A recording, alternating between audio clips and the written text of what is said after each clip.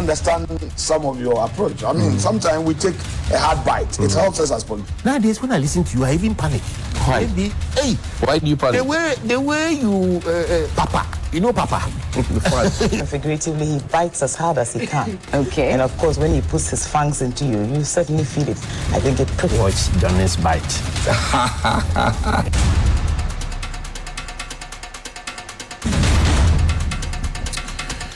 Bismillahirrahmanirrahim.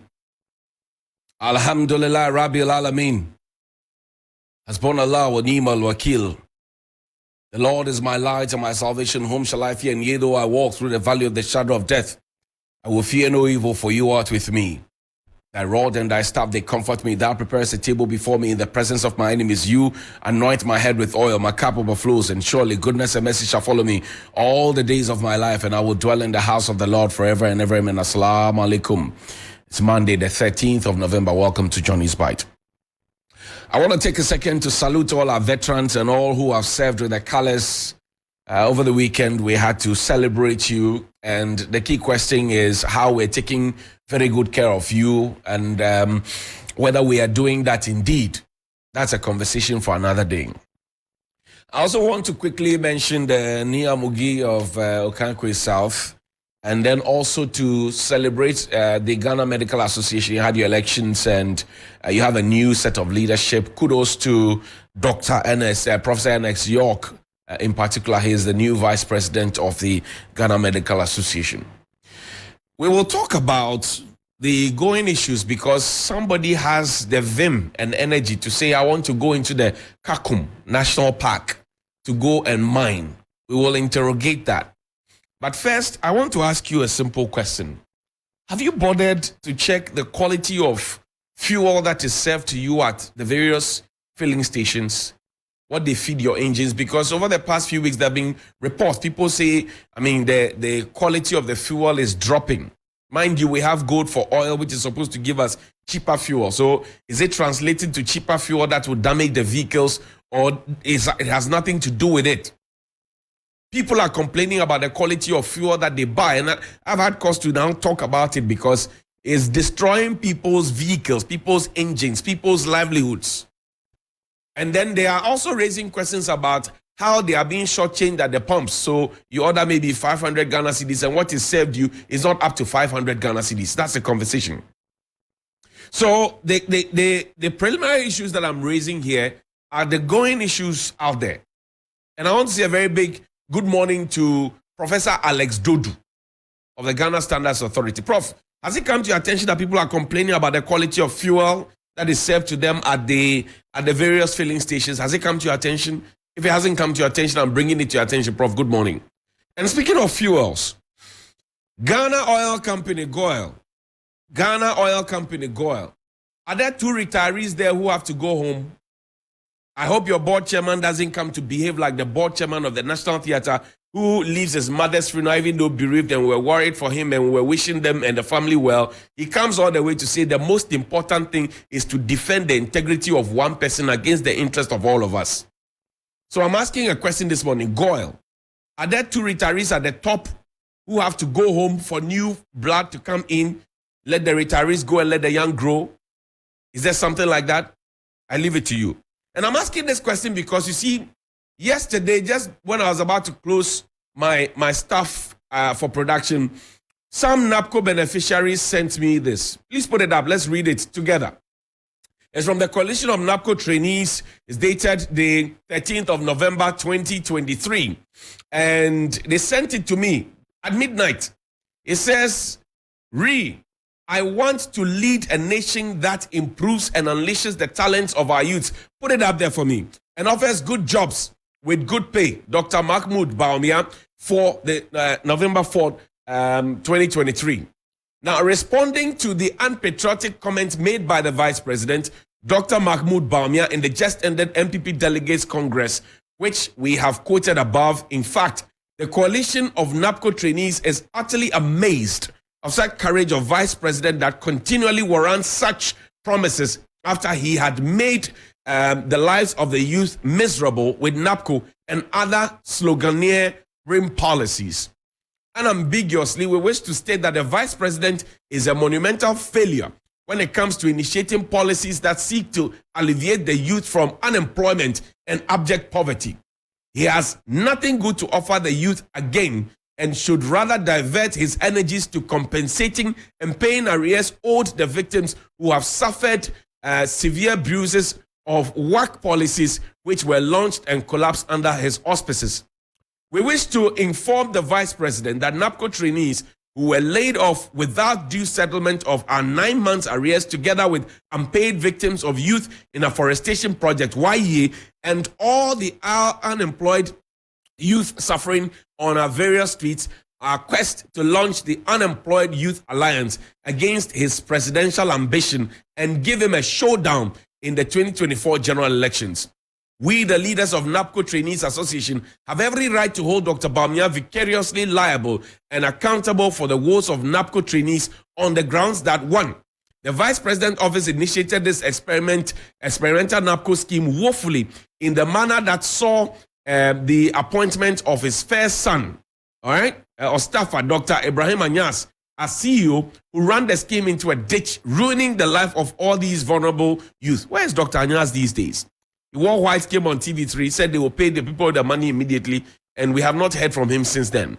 2, the fraud remained at post, pending permanent employment arrangements letter, which was issued to all Napco beneficiaries after the expiration of the contractual agreement was certified by the Office of the Vice President, Dr. Mahmoud Bawumia.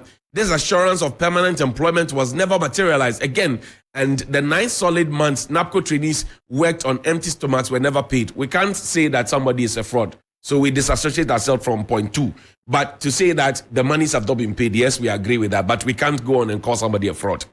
This inhumane treatment meted to Napco trainees by the Vice President contradicts his current promise to unleash the talents of the youth and provide them sustainable jobs. Simply, Dr. Mahmoud Bawumia can never be trusted due to his despicable track records. Coalition of Napco trainees admonished the Vice President to stay off these petty partisan narrow promises and make a U-turn to correct the mess he has caused with his work flagship initiative. A showdown awaits him come 2024 and is being signed by their leadership.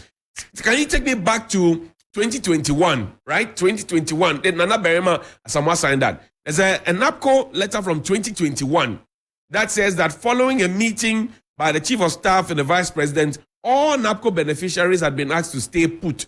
This was after the president had gone somewhere in the Bono area in August of 2021 to suggest that Napco, they were going to create a new thing aside Napco, and that people were going to be given permanent jobs. It was captured on the front page of the Ghanaian Times. I still have the press clipping. Now, November 15, 2021, notice to all Napco trainees. Following a high-level stakeholder meeting with which led with the leadership, okay, I'm sure, the led Napco module implementation partners led by His Excellency the Vice President of the Republic of Ghana and the Honorable Chief of Staff, all Napco trainees are required to remain at post. In line with the exit preparation after 3 years on the scheme, all Napco trainees will remain at post pending permanent arrangements. The Napco Secretariat expects trainees to continue to discharge their duties diligently and professionally at all their various workplaces, while the scheme and the MIPS work towards a smooth final transition. A new cohort of Napco trainees will be recruited next year. Issued by Napco headquarters, copied to all these people. So this was the assurance that was given to them. The question I ask is, with all the monies that are owed them, over the 650 or so, 650,000 people that are owed, with all the monies that are owed them, and with all the period that they have not been paid, how have they survived?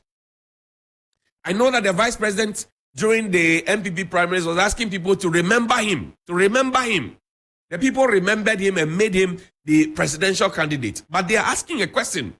They are now pointing to the integrity of the Vice President, and they are saying that you promised us this, you failed to deliver. Why should we trust you when you promise us another thing? And the young people are hungry now. We're talking about creating jobs. And I remember that the economy will grow and grow and grow, and there will be jobs and jobs and jobs. The unemployment gap keeps widening. So we say, oh, we have set up factories. I agree. But how many people are the factories employing? And how is that reducing the unemployment gap? We say, oh, we have created other modules. I agree. How many people are they employing? And by what numbers are they reducing the unemployment gap? Because for those of us who work, the burden on us from family and friends is becoming unbecoming. And we are young people. Very young people. And you pile all this pressure on us because the people are giving unsustainable jobs. Operation Clean Your Frontage is another example of unsustainable jobs. And Ricote, good morning to you. Young people under 30 are growing gray. Young people under 40 are growing gray. They are growing bald. There's pressure in town, I'm telling you. And when you meet the young people, they tell you these things.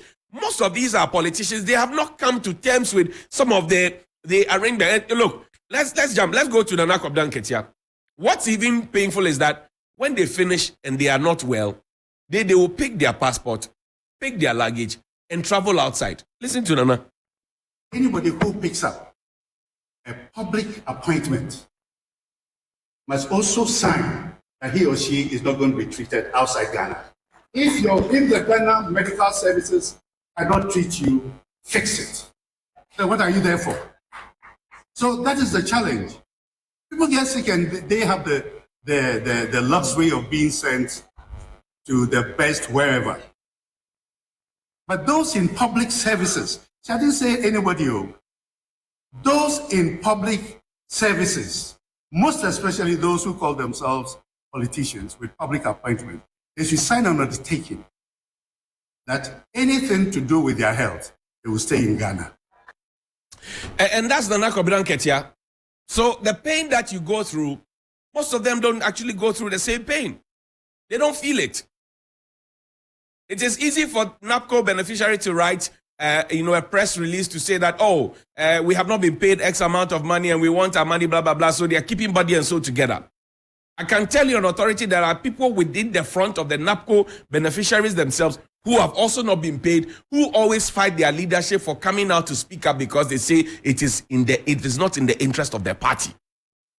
Young person, a commodore, who do mami ediane, who do mami fie, what's all mami light, I use mami nsio, esa ko jisika o mami hoko to collection, who you are wabe defendi sansemi. Oh, sorry, and when you're going to church, you go to your mother to give you money for offering. At your age, after university, with a first-class degree, you can't find work to do, but you are interested in party first. There's something wrong with you. There's something fundamentally wrong with you. And that's the same attitude with which people are defending, take me to Minerals Commission, people are defending the effrontery and the silly bravery of people wanting to go into forest reserves to go and mine. This is from the Minerals Commission. Over the weekend, we heard that there's a mining company that had, interest in mining in the Kakum National Park. And all of us know the Kakum National Park. When we're young, we go to the Kakum National Park, we go to Hans Botel, we go and see the crocodiles, we tour Cape Coast Castle, we come back. And I have part of me coming from the central region. So this has some bit of value to me, a lot of it to me. I traveled to South Africa recently. You should see how they have preserved all their things. As for us, Kobe Benin, we're just interested in destroying. Press statement, mining company targets Kakum National Park for mining. The attention of the Minerals Commission has been drawn to publications on social media that some civil society organizations in the country have vehemently kicked against the attempt by a mining company, a mining firm, to mine in the Kakum National Park in the central region. According to the CSOs, the move follows an application by the High Street, listen to the name, High Street Limited to the Minerals Commission for a license. The High Street Limited to the Minerals Commission for a license to mine in the Kakum National Park. The High Street Mining Limited to the Minerals Commission for a license to mine in the Kakum National Park. I want that to sink in. Where they got the bravery to even write to say we want to mine in a forest reserve is one. The commission wishes to inform the CSOs and the public that the application by High Street Limited was rejected and therefore cannot be processed or considered whatsoever. Consequently, the commission has deleted the application from the online mining cadastre. The commission wishes to assure the public that no mineral right, whether for prospecting or mining, shall be considered or granted in the Kakum National Park. Signed, Martin Kweku Eyisi, Minerals Commission. You know why I will take what Minerals Commission has written with a pinch of salt? I will go back to the Professor Kwabena Frimpong Boateng report on galamsey in this country. That report that was written to the president, right? Or written to the president through the chief of staff. And that report never reached the president until an expose happened. The police CID got into the fray. He gave them a copy of the report. The report got into the public domain. Guess what? After back and forth, the Attorney General of the Republic of Ghana, who is the lawyer of the government, came to say that, look, we see nothing wrong. Prof did not have substantial evidence. This is substantial evidence that somebody wants to go now into the Kakum National Park. And people will go there because they have seen you give part of Atiwa Forest to the Chinese in the name of Sino-Hydro. They have seen you give forest reserve licenses to people. During the same time when we're telling legitimate miners that we have placed a ban on mining, the same government and its agents and assigns were busy giving mining licenses to people, and they were actually renewing them some 4 to 5 times. Read the Professor Frimpong Boateng report. Prof did not lie, because the evidence is there. Now, who is behind High Street Limited? And why were they so emboldened to come forward at this point? And have they not heard that there's a fight against galamsey?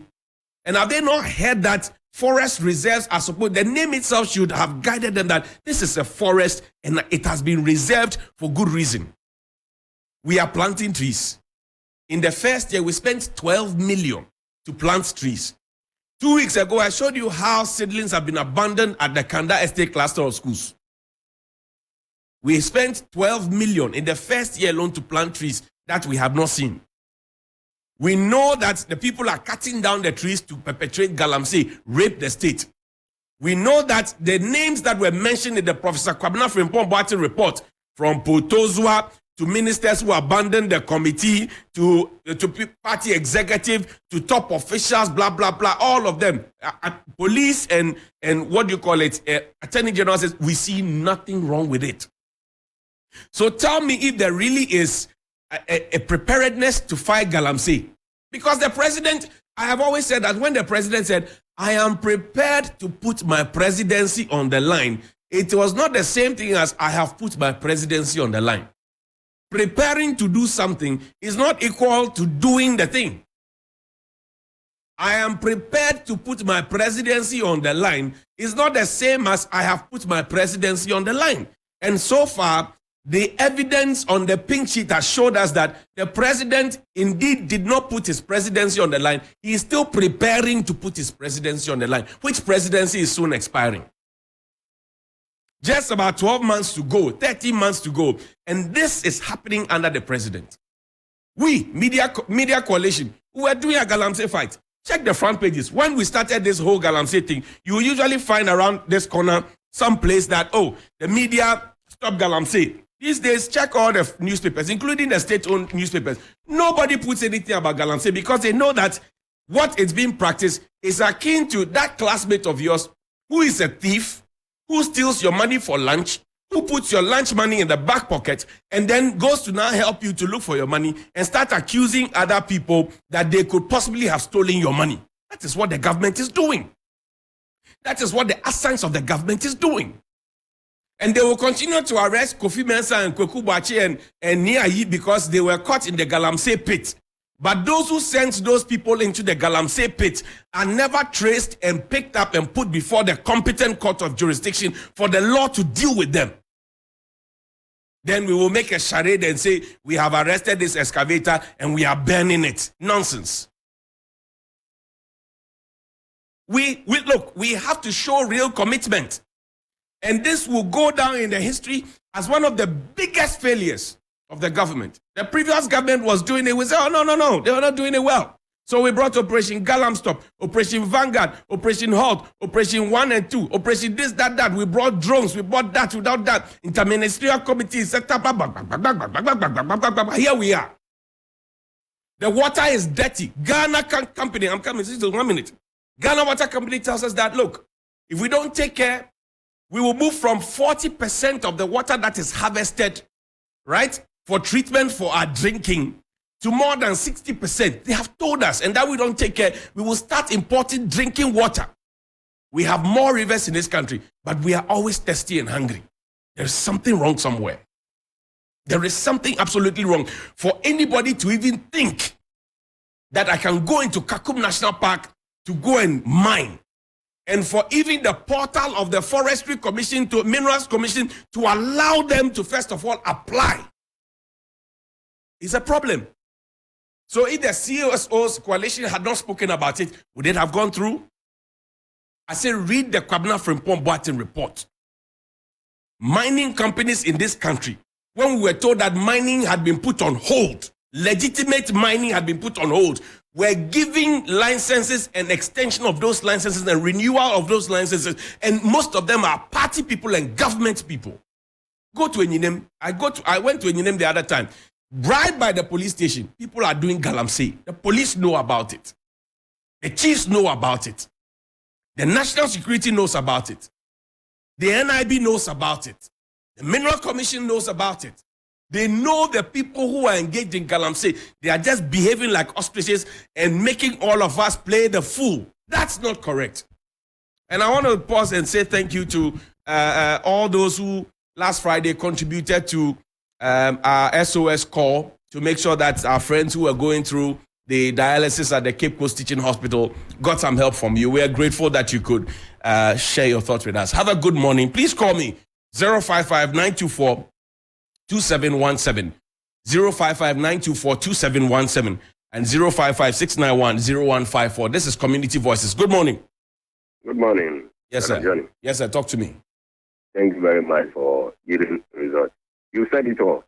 Now, nobody even dares talk about that. I'm saying, go to Chichire after watching there about just opposite the police station.